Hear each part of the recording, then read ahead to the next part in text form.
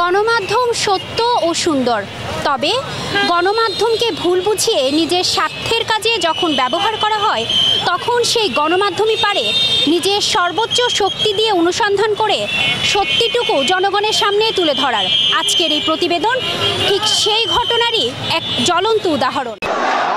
বৈষম্য বিরোধী ছাত্র আন্দোলনকে পুঁজি করে কেউ কেউ করছেন মিথ্যাচার ও নিজ স্বার্থ রক্ষার চেষ্টা। মহসিন আলী, যিনি ছিলেন ইয়াকুবিয়া বালিকা উচ্চ বিদ্যালয় ও কলেজের সহকারী শিক্ষক, ছিলেন শব্দটি এই কারণে যে তিনি এখন বহিষ্কৃত। মহসিন আলী আন্দোলনরত শিক্ষার্থীদের কাছে ও গণমাধ্যমে দাবি করেন বৈষম্য বিরোধী ছাত্র আন্দোলনের পক্ষে ফেসবুকে পোস্ট দেওয়ায় তাকে স্কুল কর্তৃপক্ষ বহিষ্কার করেন, এমনকি তার সেই চাকরি ফেরত দেওয়ার সুপারিশের জন্য ছাত্রদের সাথে যোগাযোগও করেন।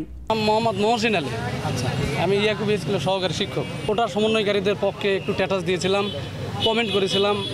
28 তারিখে একটা অভিযোগ ইস্যু করে তড়িঘড়ি করে আমাকে স্কুল থেকে সাসপেন্ড করা হয়। তবে দৈনিক করতোয়ায় এই দাবি প্রকাশের পর উক্ত স্কুলের অধ্যক্ষ শাহাদাত হোসেন জানান তার এই অভিযোগ মিথ্যা। তাকে বহিষ্কারের সাথে বৈষম্য বিরোধী ছাত্র আন্দোলনের কোনো সম্পৃক্ততা নেই। মহসিন সাহেবকে যে বরখাস্ত করা হয়েছে আসলে মূলত স্ট্যাটাসের সাথে এর কোনো সম্পর্ক নেই, বা উনি যে স্ট্যাটাস দিয়েছেন কিনা এটাও আমি দেখিনি। ওনাকে বরখাস্ত করা হয়েছে 6/7/2024 অর্থাৎ 6 জুলাই, আর আন্দোলনটা কিন্তু 15 তারিখ থেকে বোধহয় তারপরে থেকে আন্দোলনটা দানা বেঁধে উঠছে। এটা একটা ব্যাপার। তবে ওনাকে চিঠি দিছি আমি, যেহেতু এটা হয়েছে যে 1 আগস্ট থেকে বরখাস্ত কার্যকর হবে, যার জন্য আমি চিঠিটা একটু শেষের দিকে দিছি। এটা বোধহয় সম্ভবত 28 কি 29 তারিখে দিছি। এইবার অনুসন্ধানে যায় দৈনিক করতোয়া। অনুসন্ধানে উঠে আসে এই বহিষ্কৃত সহকারী শিক্ষকের নামে নানা অনিয়ম ও অভিযোগ। 2019 সালের প্রথম সাময়িক পরীক্ষার প্রশ্ন গোপনে সংগ্রহ করে একটি কোচিং সেন্টারে সরবরাহ করেন। এজন্য স্কুল কর্তৃপক্ষ তার 6 মাসের বেতন কর্তন করেন। প্রাথমিক স্তরের একটি শিক্ষার্থীকে তিনি বাথরুমে যেতে না দেওয়ায় ক্লাসেই সেই শিক্ষার্থী বাথরুম করে ফেলে।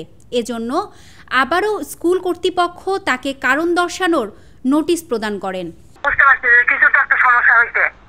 কি হয়েছে মামুনি বলো? তো বলছে যে আমি সি করে ফেলছি। কেন তুমি ওয়াশরুমে যাওনি? তো বলছে যে না, আমাকে স্যার যেতে দেয়নি।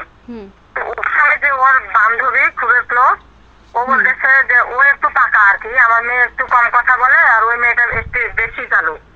তো বলছে যে আন্টি জানেন আপনার মেয়েকে ওয়াশরুমে যেতে দেয়নি। আমি যে তুমি বলোনি স্যারকে? তো বলছে যে হ্যাঁ আমি স্যারকে বলেছিলাম, স্যার আমি ওয়াশরুমে যেতে চাই। স্যার বলছে যে একটু বসো, এখন যাওয়া হবে না। তবে বারবারই এই শিক্ষক স্কুল কর্তৃপক্ষের কাছে ভুল হয়েছে বলে আবেদন করেন।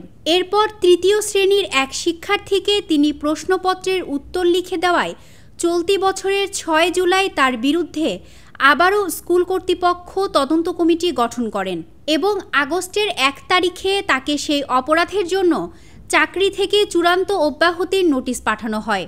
তবে সেই স্কুল শিক্ষক মহসিন আলীর কাছে গেলে ফেসবুক পোস্টের জন্য তাকে বহিষ্কার করা হয় এই প্রমাণ দেখাতে তিনি ব্যর্থ হন। তিনি জানান ফেসবুক পোস্টের জন্য তাকে যে চাকরি থেকে অব্যাহতি দেওয়া হয়েছে এ সংক্রান্ত কোনো ডকুমেন্ট তার কাছে নেই, এমনকি সেই পোস্টও তিনি ডিলিট করেছেন।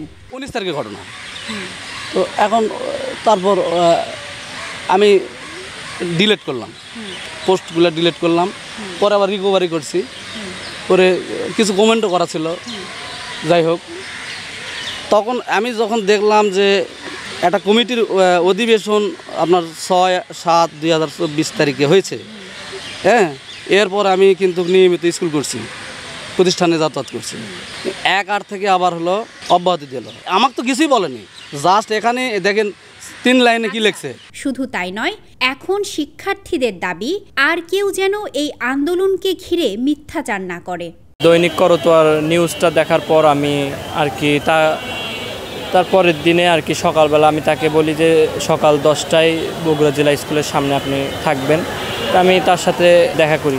দেখা করার পর সে আমাকে মানে তার যে ফুলফিল যে ডকুমেন্ট, সে তাকে কি কারণ দর্শন দেখিয়ে যে বহিষ্কারটা করলো সেটি আমাকে উপস্থাপন করতে পারেনি এবং আমাদের বলতেছে যে আমাকে ইতিমধ্যে মানে প্রেশার দিচ্ছিল যে আপনি কখন এটা নিয়ে বসবেন, এটা নিয়ে প্রশাসনের কর্মকর্তাদের কাছে গিয়ে এই বিষয়টা অবগত করবেন। তারপর আমি প্রিন্সিপালকে এই বিষয়ে জানাই আর কি, প্রিন্সিপালকে নক করি। প্রিন্সিপাল আমাকে মানে সে বিস্তারিত ঘটনা যে তার যে পূর্বের যে কর্মকাণ্ডের যে অভিযোগগুলো সে আমাকে পুরোটাই বিস্তারিত খুলে বলে। আমরা বিভিন্ন সময় দেখেছি যে অভ্যুত্থান পরবর্তী বিভিন্ন মহল থেকে চেষ্টা করা হচ্ছে যে এই আন্দোলনের সাথে জড়িত যে সাধারণ শিক্ষার্থীরা তাদের যে বলিদান এটা ব্যবহার করে তারা নিজস্ব ফায়দা হাসিল করার চেষ্টা করছে। বিভিন্ন ব্যক্তি বা প্রতিষ্ঠানের যদি কোনো বিষয় তাদের যদি কোনো ল্যাকিং থাকে এবং সেই ল্যাক ফিল আপ করার জন্য তারা যদি এই আন্দোলনকে ব্যবহার করে, আন্দোলনের যে মোটিভ সেটিকে প্রবাহিত করে তারা তাদের নিজেদের স্বার্থ হাসিল করতে চায়, তাহলে আমরা স্পষ্টভাবে তার বিপক্ষে অবস্থান করব। সর্বোপরি গণমাধ্যম সত্য ও সুন্দর, গণমাধ্যম চলে তার নিজের গতিতে। স্মৃতি সঞ্চয়িতা অর্থী, দৈনিক করতোয়া।